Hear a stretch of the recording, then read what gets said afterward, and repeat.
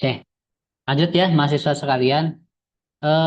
Ini juga perlu saya sampaikan untuk data mining ini kenapa sih gitu ya belajar data mining. Nah, di sini untuk skema sertifikasi sendiri di data mining ini apa saja sih biasanya yang diujikan untuk membekali mahasiswa di bidang data science gitu ya yang harus dikuasai oleh seorang data scientist. Karena kebetulan juga saya sebagai asesor untuk data science ya jadi data mining. Yang pertama adalah peserta atau asesi mampu menentukan label data, mengumpulkan data, menelaah data, memvalidasi data, menentukan objek data, membersihkan data, mengkonstruksi data, membangun model, dan mengevaluasi pemodelan. Nah, semua ini akan mahasiswa dapatkan di semester ini ya, supaya nanti mahasiswa bisa menguasai sesuai dengan sesuai dengan eh, kompetensi lulusan yang siap untuk seorang data scientist. Dan ini SKKN ini yang menentukan adalah BNSP-nya gitu ya, bukan dari kampusnya. Nah, di biasanya untuk sertifikasi data science ini berbayar dan itu mahal, ada yang sampai puluhan juta gitu ya. Di sini salah satu contohnya untuk biaya data science ini biayanya adalah 10 juta ya. Eh, dan biasanya di Nusa Mandiri ada sertifikasi untuk asosiat data science itu bekerja sama dengan Kominfo dan itu gratis biasanya bagi mahasiswa. Tahun kemarin ada 113 orang ya dari kuota 160 mahasiswa gitu. Jadi banyak sekali yang nggak ambil gitu padahal kita dapat kuotanya banyak sekali dari Kominfo. Nah, ini nanti kalau misalnya ada sertifikasi gratis ya yang disediakan oleh kampus, ikut gitu ya bahannya ini sudah punya ini itu yang saya ajarkan bisa teman-teman mahasiswa angkat untuk dijadikan sebagai referensi eh, menjadi associate data science itu ya itu sebagai motivasi lah untuk teman-teman supaya nanti eh, ini ke depannya arahnya mau ngapain. Nah, data science juga ini juga atau data mining merupakan salah satu outline skripsi gitu ya. Jadi untuk semester 7, semester 8 kan menyusun skripsi. Nah, mahasiswa bisa mengambil outline penelitian teknologi informasi, bisa memilih ya data mining topiknya sebagai referensi atau sebagai topik untuk diajukan ke dalam skripsi. Nah, termasuk sekarang nih di mata kuliah saya.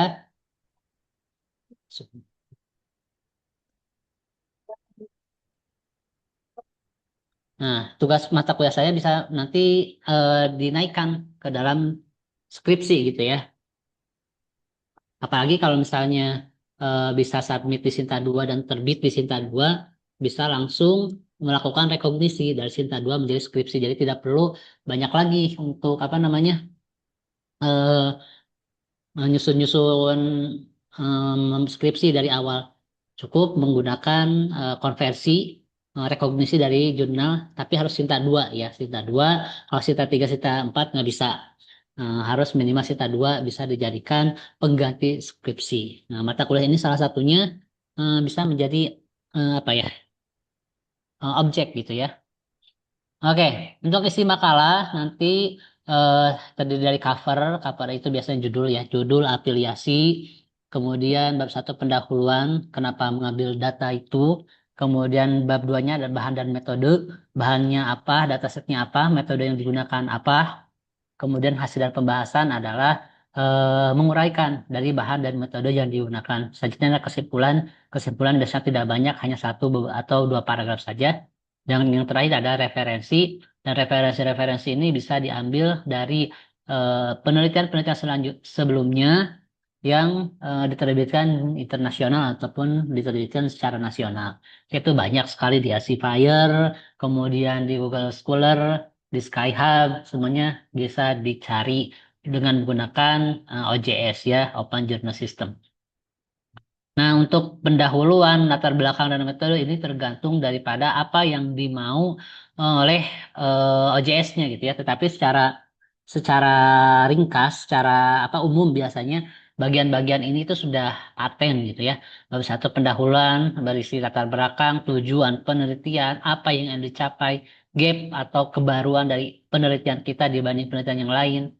Nah, itu biasanya yang terdapat di bab satu. Di bab dua adalah bahan dan metode, merupakan rancangan dari penelitian, arahnya mau dibuat arahkan kemana penelitian kita. Karena kan data mining ini banyak sekali untuk apa namanya tipikalnya tergantung daripada data itu sendiri. Nah, kemudian bahan dan metode ini biasanya menjelaskan sumbernya dari mana datasetnya, cara mengolah datanya seperti apa, kemudian hasilnya apa. Kemudian di hasil dan pembahasan, nah jika metode dibahas secara ringkas, di pembahasan dijabarkan secara detail, kemudian kesimpulan berisi temuan hasil-hasil yang telah disampaikan di hasil dan pembahasan. Dan referensi biasanya berbentuk jurnal nasional ataupun internasional. Oke, di latar belakang data mining, mengapa melakukan data mining, kemudian apa itu data mining ya? Karena data mining ini kaitannya dengan kebutuhan data yang banyak gitu ya, data yang banyak. Data ini secara ketika dikumpulkan ada 1.000 data gitu ya. Dari 1.000 data ini misalnya ada 1.000 data eh, pasien diabetes di rumah sakit yang tadi siapa tadi yang kerja di rumah sakit ya. Kita ingin melihat pola, gitu ya, melihat pola dari masing-masing orang, gitu ya, yang terkena diabetes, gitu ya.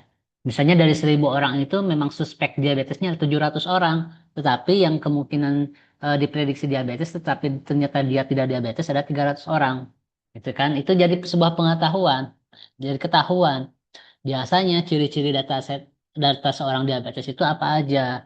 Dari darahnya, dari kandungan urinnya, mungkin dari tekanan darahnya, tekanan gulanya, itu kan bisa diprediksi. Sehingga apa yang terjadi ketika seorang eh, penarik data itu ya, seorang miner ingin membuat data pengetahuan baru berupa apa? Ketika biasanya deteksi diabetes harus dilakukan dokter dengan menggunakan alat-alat canggih, kita bisa menggunakan pertanyaan berbasis formulir, gitu ya, berdasarkan tentunya misalnya usianya, kemudian tekanan darahnya berapa. Nanti kan ada pola, pola yang sudah lama dari 1.000 dataset itu menjadi sebuah pola. Oh, kalau misalnya dia usianya di atas 60 tahun, tekanan darahnya misalnya sekian X, kemudian gulanya sekian X, dia itu tidak terdeteksi diabetes. Ada data baru dengan usia yang sama, tetapi tekanan darahnya berbeda, kemudian kandungan gulanya berbeda, terdeteksi secara diabetes. Artinya, dengan menggunakan data mining, kita bisa mendapatkan informasi lebih cepat berdasarkan kriteria-kriteria yang pada intinya gitu ya. Orang penyakit diabetes sih sudah pasti gitu. Kalau nggak ada usia, cara dia makan, tekanan darah dia, tekanan gula dia, ya pasti itu akan berulang tuh, informasi berulang, informasi yang sama dari awal misalnya zaman diabetes ditemukan sampai sekarang diabetes itu ada, ya pasti tanda-tandanya bakalan seperti itu. Gitu. Cuman nanti penanganannya, nah berbasis pengetahuan, misalnya ada obat diabetes yang berhasil bisa menyembuhkan gitu, atau mengurangi kadar gula di dalam tubuh dengan menggunakan apa gitu ya. Seperti halnya pada penelitian ada kan dokter yang berhasil menyembuhkan penyakit kanker dengan menggunakan rompi gitu kan. Ya, rompi infrared. Jadi dia dipakaikan ke tubuhnya sehingga itu bisa membunuh sel kanker. Artinya apa? Sel kanker itu bisa tumbuh dengan apa? Gitu ya. Kemudian bisa diatasi dengan apa juga gitu. Apakah menembakkan sinar ultraviolet dengan jumlah yang besar? Nah, itu hasil-hasil daripada pengetahuan data yang dikumpulkan. Nah, data mining dalam bidang kesehatan, misalnya deteksi tadi penyakit diabetes, deteksi penyakit liver dan lain sebagainya. Nah, itu banyak sekali penelitian-penelitian yang sudah mendeteksi seperti itu. Nah, namun sebagai seorang peneliti tentunya kita harus pandai mencari gap atau kebaharuan atau selisih apa yang ingin dicapai dari yang tidak disampaikan dari penelitian sebelumnya. Misalnya, peneliti A eh, sudah menjelaskan tentang klasifikasi diabetes. Nah, hasilnya dengan menggunakan model, contohnya model klasifikasi, hasilnya itu 90%. Nah, kita sebagai peneliti yang baru, nah harus bisa mencari kebaruan. Salah satu kebaruannya adalah kita menggunakan metode lain dengan hasil akurasi yang lebih baik dari peneliti sebelumnya. Misalnya jika penelitinya sebelumnya hanya sebesar 90%, ya kita diusahakan bisa melampauinya 92%, 93%, bahkan sampai dengan 98%. Pak, apakah ada prediksinya 100%? Biasanya kalau prediksi yang sudah 100% itu artinya nilainya mutlak gitu ya. Artinya benar-benar 100% akurat untuk prediksi itu. Tapi jarang biasanya yang sampai dengan 100%. Oke. Wawasan dari data itu sendiri, pertama ya mengumpulkan, membersihkan, mengolah, menganalisis, memperoleh manfaat. Ya terus seperti itu, setelah manfaat tidak didapatkan kan karena data itu akan terus selalu berputar gitu ya. Kejadian itu akan selalu berulang gitu kan karena maka muncullah data mining karena kejadian data, kejadian yang terus berulang-ulang. Oke. eh KDD ya, konsep dasar daripada data mining ini yang mencakup database, data warehouse, eh, website, repository, kemudian menjadilah sebuah sistem bisnis.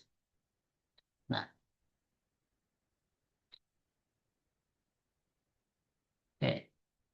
Nah, ini dibaca saja lah ya. Ini bisa nanti kita ke tools. Nah, dari proses data mining ini menghimpun sebuah data, kemudian menjadi pengetahuan, dievaluasi, ya pasti seperti itu. Dataset, metode pengetahuan, evaluasi. Makanya kalau misalnya mahasiswa sekalian nanti ketika nyari referensi untuk bidang ilmu data mining, pasti untuk alur penelitiannya itu adalah pembacaan dataset, pembacaan metode, kemudian pemilihan model. Biasanya yang diutak-atik adalah di modelnya itu sendiri. Apakah menggunakan hyperparameter, apakah perlu menggunakan eh, tuning, apakah perlu menggunakan bootstrapping, itu ada di pemilihan model. Sehingga pada tahap pemilihan model itu yang menjadi dasar ya dasar dari gap atau kebaruan dari penelitian yang akan datang. Selanjutnya adalah evaluasi. Nah, evaluasi ini penting karena apa? Berdasarkan misalnya kita melakukan prediksi terhadap penyakit diabetes menggunakan 3 model. Nah, dari 3 model ini kan hasilnya pasti berbeda-beda. Adapun misalnya kesamaan tapi biasanya suka berbeda gitu ya.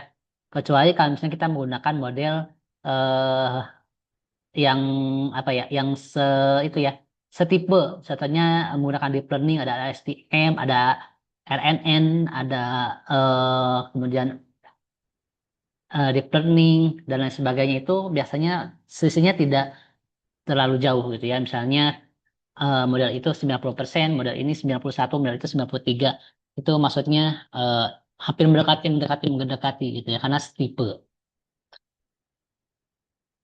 Kemudian, nah ini ada data, kemudian ditambang menjadi pengetahuan, dari pengetahuan menjadi sebuah ide yang brilian seperti itu. Nah, untuk evolusinya, kalau menurut saya di sini dari 1960 data dalam bentuk relasional, 1970 eh, implementasi DBMS, kemudian gunakan action relasional, kemudian tahun 90-an ke atas menggunakan data warehouse, multimedia, dan teknologi web. Nah, salah satu website yang yang biasanya memberikan akses terbuka kepada para peneliti untuk memperoleh dataset adalah Kaggle, kemudian ada UCI repository, itu banyak sekali ya. Nah, untuk tekniknya sendiri, data mining ada banyak ya, ada banyak. Yang pertama ada estimasi. Estimasi ini lebih ke perkiraan. Biasanya menggunakan perkiraan ini, perkiraan harga rumah, kemudian perkiraan apa ya nilai suatu produk di masa depan berapa, ini menggunakan estimation. Nah, estimation ini contoh modelnya atau contoh algoritmanya adalah regression linear, artificial neural network, kemudian KNN bisa digunakan juga. Nah, tapi kalau untuk KNN ini bisa ke estimation, bisa ke klasifikasi, bisa juga ke prediksi. Kalau untuk prediksi sendiri biasanya linear regression, kemudian neural network juga, tapi neural network yang untuk prediksi ya, jadi hasilnya nanti nilai yang continue. Kemudian ada SPM dan lain sebagainya. Kemudian ada classification, ada naive Bayes, KNN, C45, dan lain sebagainya. Nah, di clustering, eh contohnya K-means, K-medoid, self-organization, kemudian ada association rule, FF grow, a priori, dan lain sebagainya. Nah, ke teknik-teknik data mining ini dibagi menjadi dua, yaitu supervised learning dan unsupervised learning. Di mana yang supervised learning ini labelnya sudah ditentukan. Estimasi, prediksi, dan klasifikasi ini modelnya sudah ditentukan. Labelnya sudah ditentukan. Misalnya, kita punya 15 field untuk ciri-ciri orang yang terkena diabetes. Nah, pasti di label yang terakhir adalah prediksinya. Apakah dia terprediksi diabetes atau tidak, dia sakit atau tidak, atau misalnya terhadap sebuah penjualan produk. Ketika sebuah pabrik mengeluarkan produk dengan kriteria A, B, sampai Z, nah pasti di salah satu field A sampai Z ini adalah yang menjadi target atau label gitu. Nah, begitu pun di forecasting, di peramalan, misalnya kita akan meramal harga emas di periode tertentu, misalnya kita, maka hasil prediksinya itu naik atau turun, gitu ya. Apakah nilai prediksi itu harus selamanya satu atau dua ya atau tidak? Biasanya iya untuk yang klasifikasi. Tapi tidak menutup kemungkinan bahwa labelnya bisa lebih dari dua. Gitu ya, seperti halnya komentar di suatu untuk suatu aplikasi ya di Play Store ada yang netral, ada yang positif, ada yang negatif. Itu kan lebih dari dua daripada apa namanya label. Kemudian, klasifikasi juga termasuk supervised learning karena dia sudah ditentukan untuk labelnya. Nah, kecuali untuk clustering, clustering ini ada mengelompokkan data. Misalnya seorang petani, petani ini ingin mengelompokkan ubi berdasarkan karakternya. Nah, ada 5 karung gitu ya, disatukan dari hasil panen, disatukan dalam sebuah karung. Di situ ada ubi jalar, ada ubi celembu, ada ubi kentang. Nah, kita tidak bisa menentukan itu masuk ke yang mana. Biarkan saja si model yang menentukan. Apakah berdasarkan warna, apakah berdasarkan bentuk, apakah berdasarkan rasa, atau berdasarkan ciri-ciri tertentu. Itu adalah sebuah clustering. Nah, jadi sekumpulan data itu kita kasih ke model, biarkan model sendiri yang akan melakukan clusteringnya. Sehingga nanti bisa saja didapatkan terpisah kelompok ubi, kelompok kelompok kentang, kemudian kelompok ubi celembu gitu ya berdasarkan kriterianya. Namun ketika ada data biasanya ada kentang yang masuk ke ubi, kemudian ada ubi celembu yang masuk ke ubi jalar. Itu apakah mungkin? Mungkin ya, karena setiap prediksi tidak otomatis itu 100%. Gitu ya, pasti ada misalnya 90% untuk nilai akurasinya. Nah, 10% itu kan kemungkinan tingkat gagalnya. Nah, maka ketika ada kejadian seperti itu wajar. Nah, karena apa? Karena model tidak memprediksi 100%. Seperti itu. Ada lagi untuk asosiasi rule. Nah, asosiasi rule ini berarti urutan. Nah, urutan ini biasanya menggunakan efek Pro a priori atau algoritma sejenis lainnya. Contohnya apa? Ketika kita mengunjungi swalayan atau market gitu ya. Kenapa sabun pencuci piring kenapa sabun pencuci apa namanya? Baju, deterjen itu suka ada piringnya. Coba, sejak kapan itu apa keterkaitan antara pencuci baju dengan piring? Nah, itu kita harus itu adalah hasil dari pengetahuan baru. Karena begini, ketika ada konsumen yang membeli si baju deterjen, baju pencuci baju, otomatis dia itu biasanya membeli juga untuk sabun pencuci piring. Nah, bagaimana supaya penjualan si itu tetap seperti itu, gitu ya? Maka si marketing strategik ya, seorang analisator dia menyimpulkan, oh ketika si konsumen membeli sabun deterjen, dia otomatis akan membeli sebuah apa apa namanya sabun pencuci piring. Nah, si piringnya ini kenapa tidak ditempel di si sabun pencuci piringnya, tetapi malah ditempel ke deterjennya? ya. Jadi supaya apa? Supaya ada kesinambungan gitu, supaya si konsumen merasa tertarik, oh iya gitu. Pun misalnya ada yang produk yang dibandit gitu ya untuk meningkatkan penjualan. Misalnya produk odol atau produk pasta gigi, kemudian apa namanya, disandingkan dengan shampoo, disandingkan dengan sabun dan sebagainya, itu sudah merupakan evaluasi yang terjadi ketika mendapatkan association rule, atau ketika di rumah makan atau di tempat makan seperti halnya cepat saji gitu ya. Ketika hanya membeli eh, ayam paha gitu ya, ayam paha harganya misalnya 35.000. Nah, ketika membeli ayam paha plus sayap, dapat produk lain, misalnya dapatnya produk dada atau segala macam gitu ya. Nah, itu untuk meningkatkan jumlah penjualan. Meskipun keuntungannya sedikit, tetapi penjualannya banyak, itu kan jauh lebih menguntungkan daripada tidak daripada penjualannya mahal tapi hanya sekali gitu. Seperti itu untuk konsep daripada association rule. Jadi dia ada konsep yang terbaca oleh sistem yang memungkinkan setiap item-item itu sama dan berkelanjutan.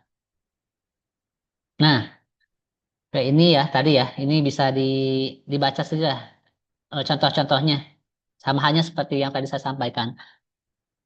Oke, nah sekarang eh, untuk mendapatkan ini semuanya, mempelajari ini semuanya, kita akan menggunakan sebuah tools. Nah, nama toolsnya ada AI Studio Rapid Miner. Nah, mahasiswa bisa download di website resminya, tapi harus mendaftar terlebih dahulu.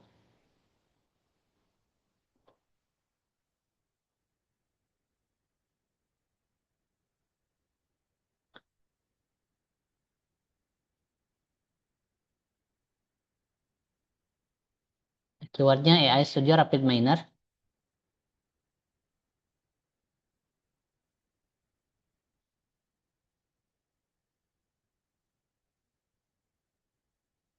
Namanya dari Altair ya, dari Altair.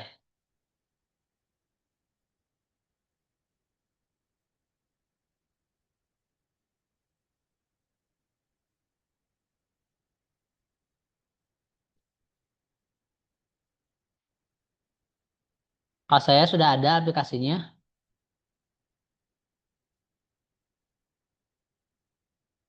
Kalau saya masih yang versi 2025.1.1. Nah, mahasiswa silahkan download yang Altair AI Rapid Studio ini.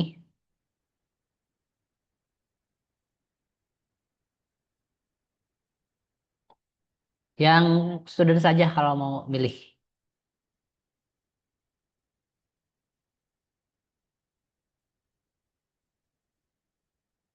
Ya, seperti ini tampilannya.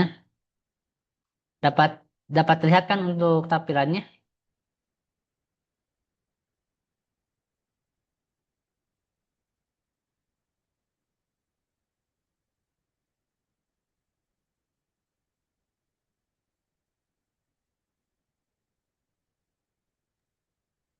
Pak, izin ini berbayar ya Pak?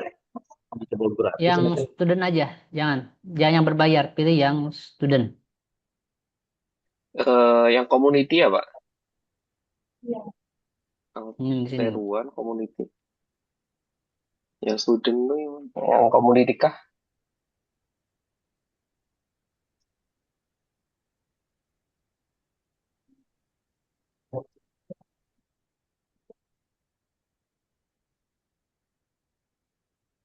Nah, di sini,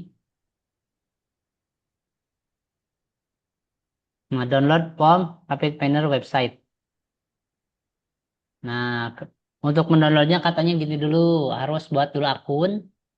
Ya, go to Rapid Planner website, ya, buat akun, kemudian baru bisa download. Kalau misalnya pakai Mac, menggunakan yang versi Mac. Kalau misalnya menggunakan yang versi Windows, silahkan pilih yang Windows.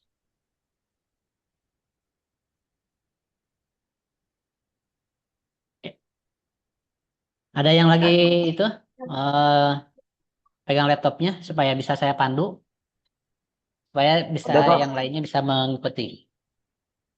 Ya, jadi Ini selama satu di-download semester ini Pak. yang dipakai tools ini ya, kemudian ada tools tambahan menggunakan Google Collaboratory. nanti di mata kuliah lain mungkin untuk Google Collaboratory sebetulnya eh, mana yang lebih enak ya tergantung usernya. Mau suka yang coding-codingan atau mau suka yang berbasis GUI, Graphical User Interface. Kalau untuk yang AI Studio Rapid Management ini kan basicnya GUI. Silakan ada yang mau itu share slide, saya persilahkan.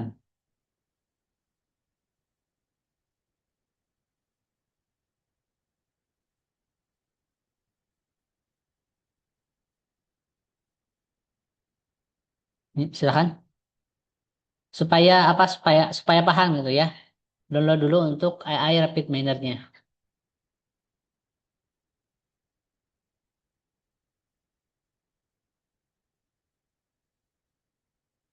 Nah, karena di AI Rapid Miner ini tuh sudah banyak operatornya, kemudian di modeling gitu ya.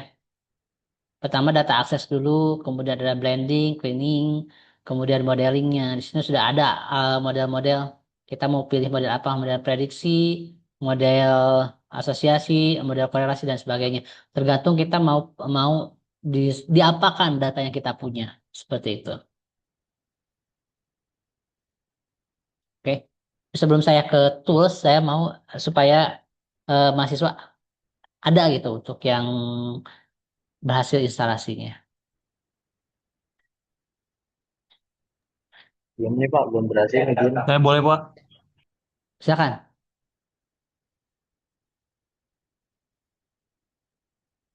Siapa? Siapa tadi? Mas Fajar ya, Mas Fajar ya.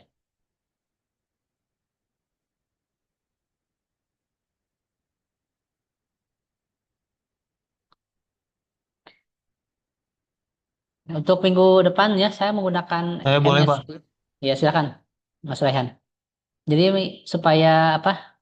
Tidak, saya ada akun premium untuk MS Team.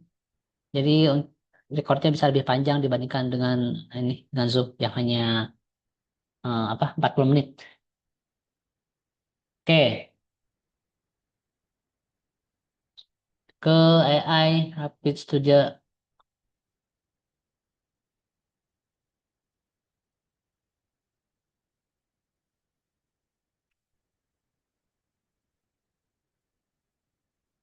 AI Studio Rapid Miner.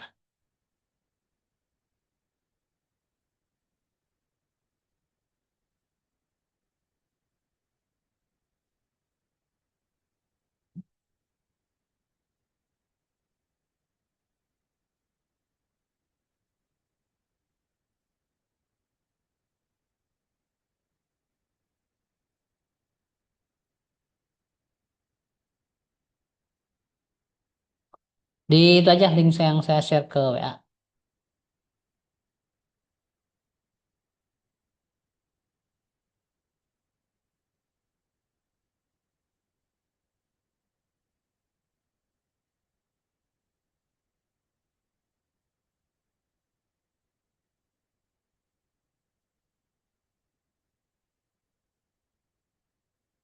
di grup.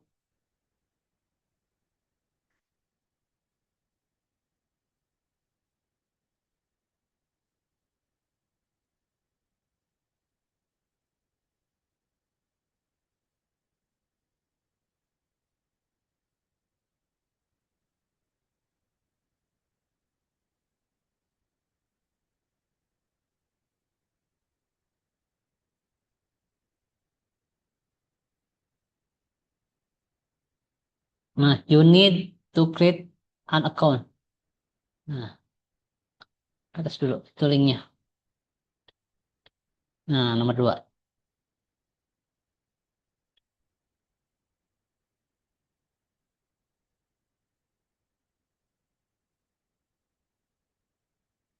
Dapatkan yang versi Terus ke Windows. mana lagi, Pak? Yang versi Windows diklik coba. Hmm.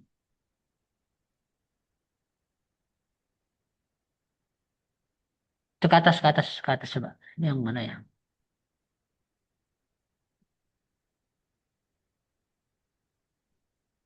Yang gambar itu Windows 64 bit.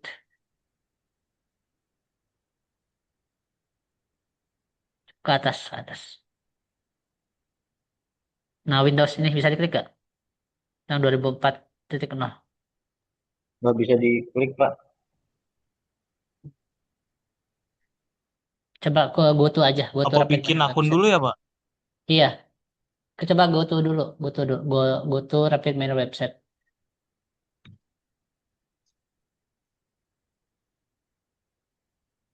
Al- Oke, Altair. Nah, itu sudah di sampingnya. Nah, itu buat akun dulu, register. Register dulu. Ini mah login, register dulu. Nah, educational, pilih educational purpose. Di atas, educational purpose. Ke university tulis Nusa Mandiri, Nusa Mandiri University,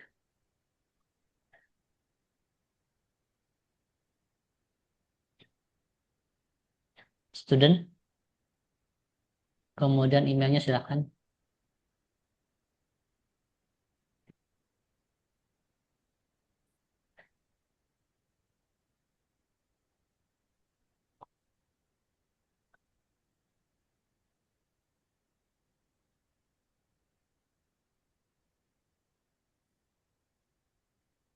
Tanya dong Pak, untuk license ini kita pilih mana Pak?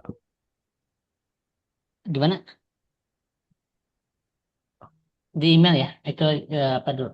Eh, Ini kan saya udah berhasil install Pak ya. mm-mm. Tapi kan nanti setelah di run itu ada bacaan connect to Altair License Management System atau use the Rapid Minor License System. Oh, bentar deh. Bentar deh, coba ini. Nah, download dulu. Nah, ini download. Raihan. Bentar, nanti ditapan lah ya, pas ini sama tahapnya. Biar biar sama semuanya. Yaitu download.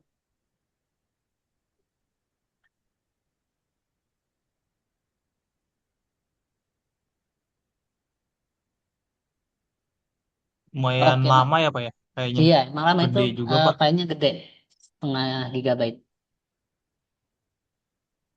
Mas Ismail coba bisa share screen nggak?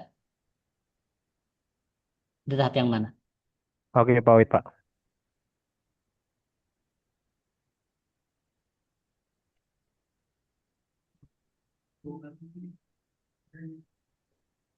Yang lainnya diikuti juga ya, biar paham. Ini Pak, kelihatan Pak. Connect to Unaltered aja.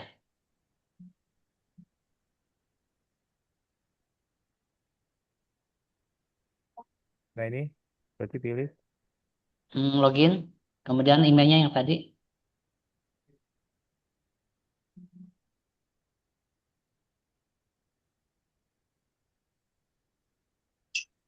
Pak, ini Masukkan berarti dulu Pak harus ya. eh, buat akun dulu ya, Pak? Iya, itu udah aja. Itu not proxy. Ya udah.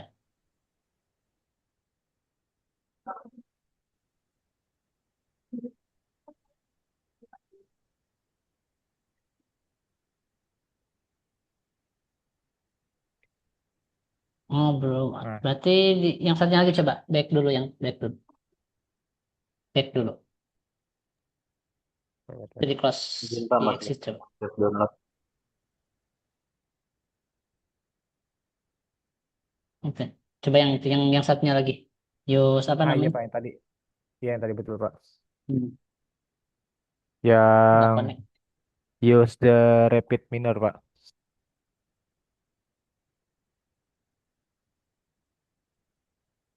Bisa nggak Mas Ismail? Lagi ini Pak, starting Pak. Oh, starting. Oke. Oke. Di share screen aja nggak apa-apa. Coba biar yang lainnya bisa mengikuti.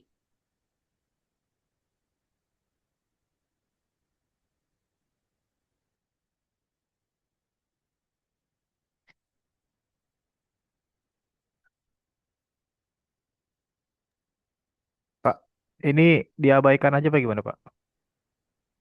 Yang mana coba share screen ini nggak kelihatan screennya. Oh nggak kelihatan Pak. Oh, oke. Pak ini Pak. Nah, itu kan tadi udah ada ya passwordnya ya? Ah, ini pakai password yang kita daftarin tadi, Pak. Hmm.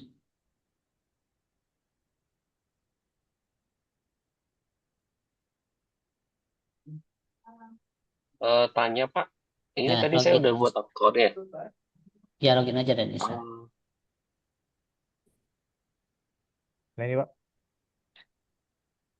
Oh, Java-nya belum gitu ya? Download dulu Java, JavaScript. Oh, Jadi di Rapid Miner, selain Rapid Miner itu install di laptopnya ada Java nggak? Java belum ada sih, Pak. Mesti compatibility-nya sama Java, Pak ya? Iya. Nanti saya Atau coba kalau nggak, install itu dulu. aja download Java aja. Soalnya Rapid Miner ini bahasanya pakai bahasa Java.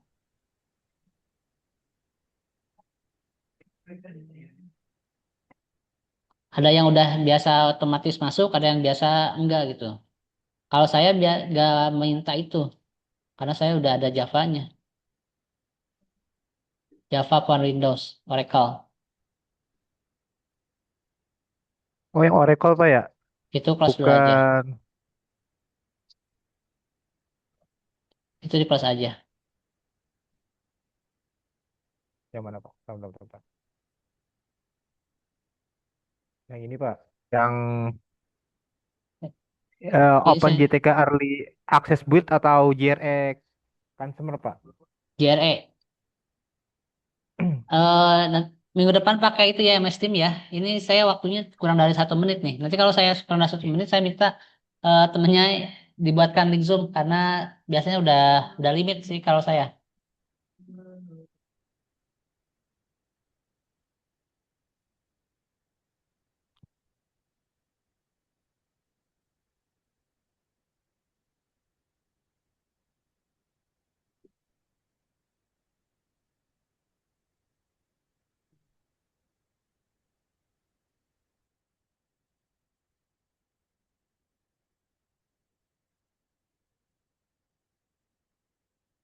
Pastikan tampilannya seperti ini.